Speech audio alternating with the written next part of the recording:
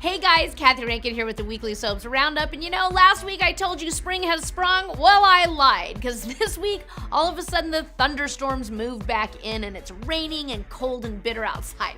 And speaking of cold and bitter, we got a lot of those folks on our soaps that are feeling cold and bitter. First on The Bold and the Beautiful, in a storyline that is beginning to require way too much brain power to follow, Florence met hope and almost confessed all, but was stopped by Zoe, who introduced Flo as Phoebe's biological mother.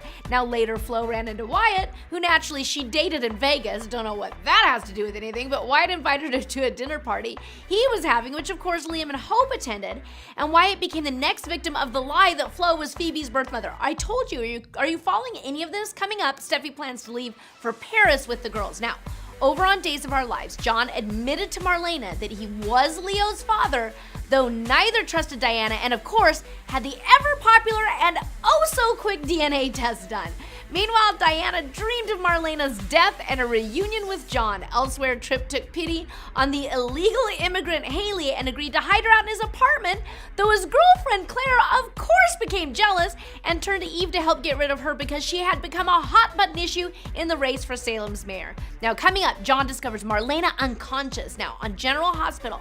Well, Ryan wasn't messing around, you guys, when he knocked out Carly and threw her in the trunk of his car and then took off with Ava to Niagara Falls to elope. What? When Ava discovered the unconscious Carly in his car, she thought Kevin was having a breakdown. Later, they were confronted by Laura and Jason on a bridge to the border, and Ryan grabbed Ava and did what any insane person would do.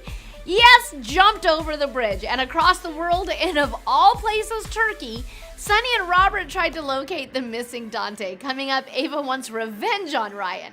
Finally, on The Young and the Restless, well, Tessa, who's one of my least favorite characters, was called to testify and made things worse for the women when she revealed she was blackmailing them and they kidnapped her. Way to go, Tessa. Now, Michael changed tactics, put Victoria and, of course, domestic violence on trial, and the case finally went to the jury. Meanwhile, in the most ridiculous plot ever, Summer was found to be a match for Lola, who needed a liver transplant, and Kyle agreed to marry her in exchange for her donation.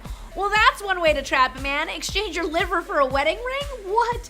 Coming up, the Newmans are shocked by the verdict. Ooh, what does that mean, you guys? I can't wait. All right, that's it for this week's show. We'll see you next time on the Weekly Soaps Roundup.